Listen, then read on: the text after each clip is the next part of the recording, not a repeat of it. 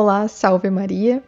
Neste vídeo eu venho falar sobre um assunto muito interessante, a qual eu estava refletindo quando eu li este livro aqui, chamado de Eva a Maria, a Mãe Católica. Esse livro foi escrito por um frei, o Frei Jean Dominique, e ele foi publicado pela editora Permanência. É um livro bem curtinho, de umas 100 páginas, mas que toda mãe católica deve ler para entender a sua sublime missão.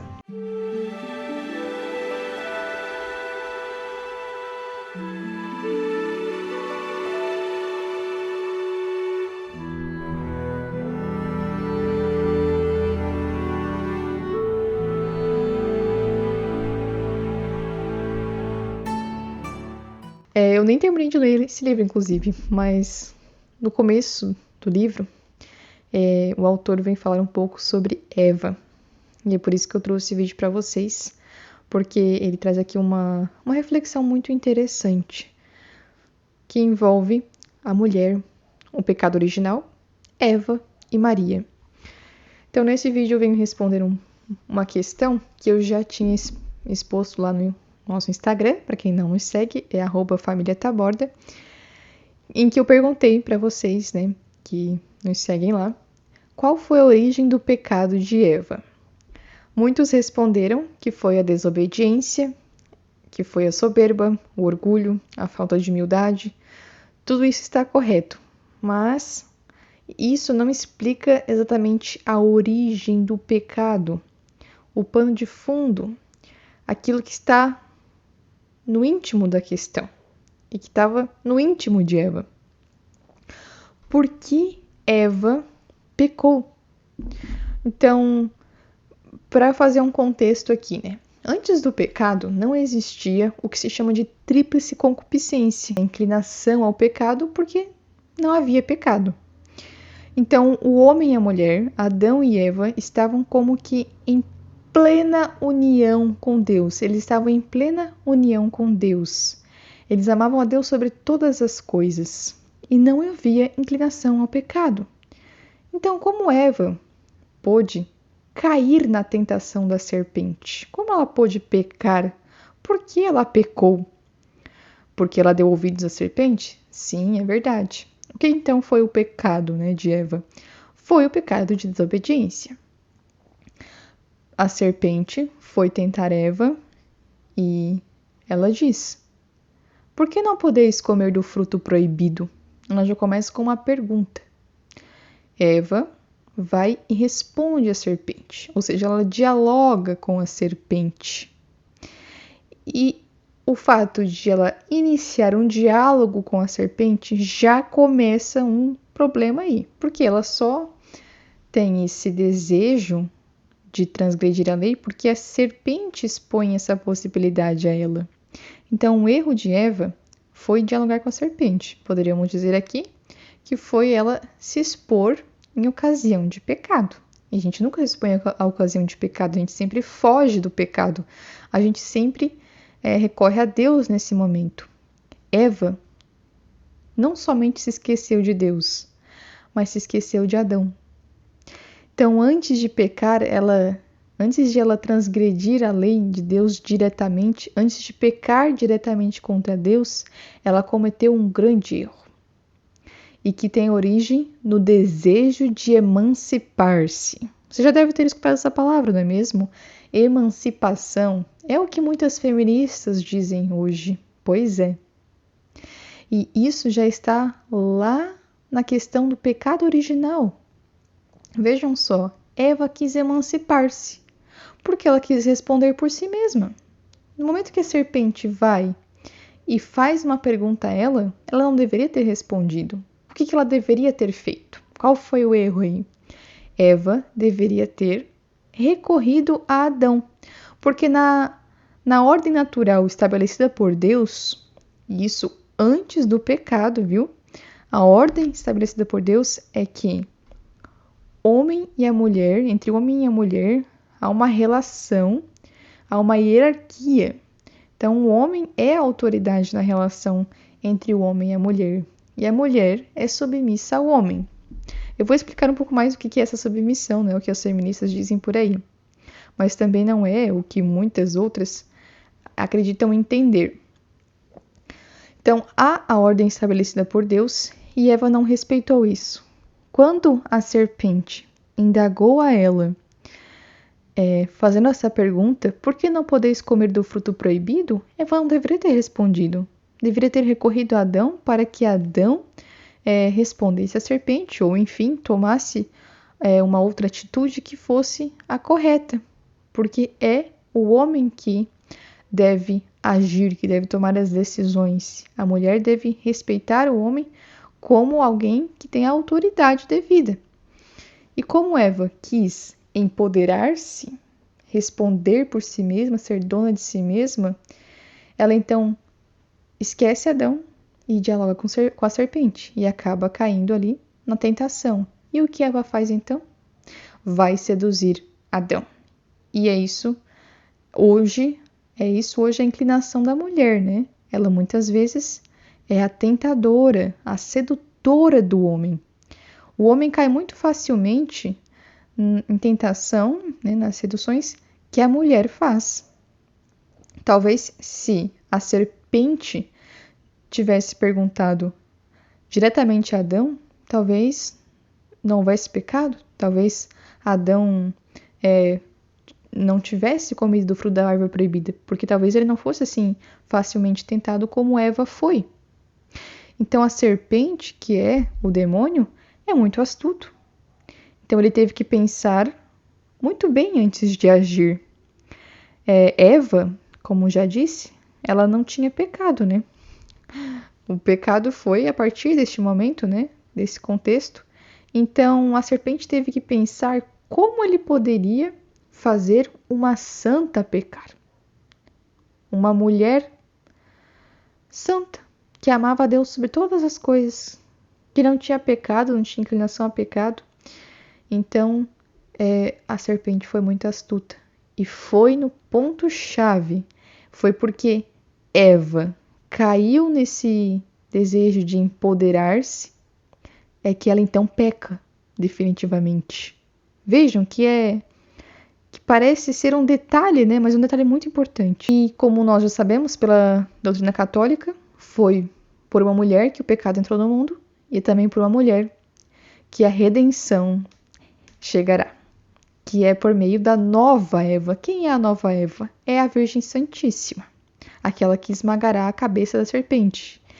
E é por meio de Nossa Senhora que vem a esperança para Eva, que vem a esperança para Adão, e que vem a esperança para os homens.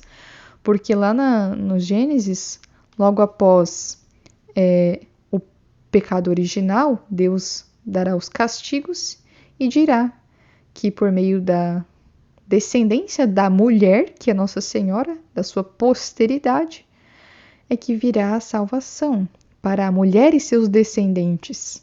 Então ali também surgiu a esperança. Veio o castigo depois, mas junto do castigo vem a esperança e a certeza de que não é o fim, de que o mal não triunfará. Mas, enfim, depois dessa exposição, né, dessa questão de qual foi a origem do pecado de Eva, eu queria fazer uma outra reflexão com vocês, que é a questão sobre o feminismo mesmo, né? Como vocês podem perceber aqui, o pecado original tem sim relação com o feminismo. É comum dizer que o feminismo surgiu há um século atrás, né, em determinado momento, mas ele é muito mais antigo do que os movimentos revolucionários. Na verdade, ele tem origem no movimento revolucionário maior de todos, que é o pecado. O que é a revolução, não é mesmo? Se não o pecado. Então, a origem do pecado tem a ver com isso. Tem a ver com o desejo de emancipação da mulher. Eva, ela não foi dócil, como uma mulher deve ser. Ela não foi submissa. Ela não se submeteu à autoridade que ela é subordinada, que era a autoridade de seu marido, que era Adão. Ela não foi dócil. Ela quis emancipar-se, ela quis responder por si mesma. E é por isso que ela peca, porque ela saiu da sua zona de segurança, que é onde está ali a autoridade. a autoridade do seu marido, mas, acima de tudo, a autoridade de Deus. O homem só tem autoridade porque o homem segue a Deus. Se o homem não segue as leis de Deus, ele já perde a sua autoridade. Então, Eva, porque não foi dócil, não foi feminina, ela peca. E aí, essa questão está muito relacionada com o feminismo. É claro que é muito fácil perceber os erros do feminismo quando você vê uma mulher de sovaco cabeludo, de peito de fora, fazendo protestos na rua, enfim, falando coisas absurdas. É claro que assim é muito fácil você perceber os problemas do feminismo. Mas é muito mais além do que isso, os problemas do feminismo. O problema mesmo está na sutileza da questão, assim como está na sutileza da questão do pecado original, a origem ali do pecado, né? O problema mesmo é sempre essa sutileza do mal. É aí que é difícil resistir e é aí que devemos estar atentos. Há ainda muitas mulheres católicas que reconhecem o problema do feminismo, mas ainda têm um problema em compreender como serem femininas, como serem mulheres segundo o coração de Deus, de serem mulheres que vão ser mães de verdade, que vão seguir a missão que Deus deu para a mulher. Ainda se vê muito nas mulheres esse desejo de emancipação, não só no sentido de direitos iguais, mas enfim, há ainda muitas mulheres, por exemplo, que desejam serem reconhecidas pelo que fazem, que desejam fazer algo de diferente, né? Que desejam fazer algo de relevante, não só no sentido de trabalhar fora. E aí vem uma reflexão, por que as mulheres hoje desejam tanto trabalhar, né? Se é uma coisa que nem sempre é agradável, né? O trabalho, se não é agradável, mas por que as mulheres desejam tanto trabalhar?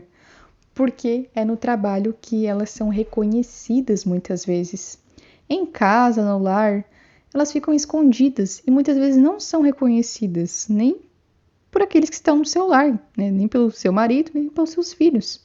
Mas é aí onde vai ser cumprida a vontade de Deus. A mulher cumpre a vontade de Deus no seu lar, é escondida, fazendo o que deve fazer, ainda que ninguém reconheça. E quando a mulher quer ser reconhecida pelo que faz, e é por isso que muitas mulheres hoje querem trabalhar, elas caem nesse erro de querer emancipar-se, de querer ser dona de si mesma. Mas isso não só envolve trabalho fora, mas, enfim, envolve uma série de atividades que a mulher pode fazer, ainda que ela não tenha um trabalho fixo fora do lar, mas que a desviam, que desviam a sua atenção daquilo que é primordial, né, para a mulher, que é estar no lar cuidando dos seus. Então há esse grande perigo, né, ainda entre as mulheres, mesmo as católicas, de caírem nesse desejo de emancipação que é muito perigoso. E além disso, há a questão de que a mulher muitas vezes ela não compreende a verdadeira hierarquia entre o homem e a mulher. É muito comum se dizer que a submissão da mulher, ela é no sentido de que ela vai fazer uma missão que vai servir como base para a missão do homem. Mas é muito mais do que isso, na verdade. Ela não vai fazer só a missão que vai ser a base da missão do homem. Ela vai ser o amparo, a auxiliar do homem, no sentido de que ela vai ter uma participação na missão do homem. O homem é o chefe da família, o homem é o chefe da casa, e ela deve entender que ele é a autoridade, ele é a cabeça, e é a ele que ela deve se sujeitar, é a ele que ela deve responder, é a ele que os filhos devem responder em primeiro lugar. É claro que a mulher aí acaba sendo a educadora, porque ela está no lar junto dos filhos. Mas o educador é também o pai, e principalmente ele, porque ele é o cabeça. A mulher católica deve entender que ela precisa se sujeitar ao seu marido. E aí, é claro que o Jonathan pode depois trazer um outro vídeo falando sobre essa questão da autoridade, porque infelizmente hoje também tem a tendência errada de o homem não exercer a sua autoridade. Ele perdeu a sua autoridade, ele não quer exercer a sua autoridade, ou ele não sabe exercer a sua autoridade. E aí vem os problemas do outro lado, né? Do lado do homem, questão da masculinidade. Porque o pecado, ele traz essas questões que atacam a feminilidade, mas também outras questões que atacam a masculinidade. O pecado, de forma geral, né? Ele acabou com tudo. Então, foi também a masculinidade um alvo do pecado, né? Mas enfim, quando a mulher ela não compreende essa questão da hierarquia que foi estabelecida pelo próprio Deus, ela acaba caindo nesse erro que já foi dito e ela pode cair em outros erros. Mas é aí a fonte, essa questão da emancipação é a fonte de muitos males, inclusive dentro de lares católicos. Então a mulher, ela precisa primeiro se sujeitar ao seu marido para poder se sujeitar a Deus. Ela precisa reconhecer no seu marido a autoridade de Deus. Quando ela não obedece ao marido, quando ela rejeita a autoridade do marido, ela está rejeitando a autoridade do próprio Deus. O erro de Eva de não recorrer a Adão, naquele momento em que ela foi indagada pela serpente, a levou a cometer o pecado que toda a posteridade de Eva sofresse. Que Eva sofresse toda a sua posteridade. Quando a mulher ela não se sujeita à autoridade do homem, ela vai sendo levada aos poucos a rejeitar a autoridade de Deus, a pecar diretamente contra Deus, a pecar diretamente contra o primeiro mandamento. Então, o que eu quero dizer aqui nesse vídeo, né, que vocês possam refletir um pouco, é essa questão de que o feminismo não é só mulher com pelo embaixo do braço, né, com cabelo colorido, com peito de fora, falando meu corpo, minhas regras, não é só isso. O feminismo também é algo muito sutil que se encontra no coração de mulheres que muitas vezes são bem intencionadas, mas que estão com ideias erradas. Então, o problema mesmo, muitas vezes, na maioria das vezes, são as ideias. E uma simples ideia pode causar grandes males, pode causar uma revolução, pode causar muitos pecados. Então, temos que tomar muito cuidado com as ideias. Precisamos entender bem a doutrina católica para vivermos essa doutrina. Para vivermos a verdade, precisamos a conhecer. E para compreender, e para a mulher compreender, então, qual é a missão da mulher, o que é essa lei natural, essa ordem estabelecida por Deus, para isso temos o exemplo dos santos, e principalmente da mulher, da Santíssima Virgem, aquela que esmagou a cabeça da serpente. Por que ela esmagou a cabeça da serpente? Porque ela esmagou essa questão. Ela não tinha o desejo de emancipar-se. Ela era totalmente submissa a Deus e também submissa ao seu marido terreno, a São José, que era o seu marido. Nossa Senhora, nós vemos aí nas Sagradas Escrituras, mas muitas coisas não estão nas Sagradas Escrituras, né? Então a gente pode só imaginar, mas mostra-se também ali, se revela nas Sagradas Escrituras, que Nossa Senhora foi submissa a São José. Então, quando Nossa Senhora e São José perdem o menino Jesus, quando ele vai lá para o templo, né, falar com os judeus, com os anciãos, Nossa Senhora, quando encontra Jesus, ela diz: o que fazes aqui? Seu pai e eu te procurávamos. Então ela coloca São José em primeiro lugar, porque ele é o chefe. Ainda que seja o pai adotivo de Jesus, ele é o pai, ele é o marido, ele é o chefe da Sagrada Família. Então Nossa Senhora se sujeitou a São José e se sujeitou a Deus em tudo. Porque São José tinha a verdadeira autoridade, ele era submisso a Deus, ele seguia as ordens de Deus, ele seguia a lei de Deus. Então ali a Sagrada Família é o exemplo perfeito para nós, para nós que somos família, que temos a nossa família, que somos mães, para vocês que são pais, né? Para as famílias católicas, o exemplo é a Sagrada Família. Então, Nossa Senhora não tinha esse desejo de emancipação que hoje as mulheres têm. Ela era humilde. Eva deu sim à serpente. Nossa Senhora deu sim a Deus para que o Verbo encarnasse em seu ventre, para que o Verbo encarnasse e viesse ao mundo através dela. Ela deu sim. Então veja só a discrepância, né, entre a Eva e a nova Eva. Hoje eu vejo que as feministas são como Eva, mas as mulheres católicas que não são feministas, elas são como Maria. Nós devemos ser como Maria, como Nossa Senhora. Então ela é o exemplo perfeito para nós. É isso que vai falar muito nesse livro, né? De Eva a Maria, que eu ainda não terminei de ler, mas quando eu terminá-lo, eu quero trazer aqui uma resenha, talvez, ou então eu venho trazer outros vídeos falando sobre questões que estão aqui e que são muito necessárias nos dias de hoje, principalmente. Então, espero que vocês tenham gostado desse vídeo, que tenha sido muito salutar essa reflexão para vocês.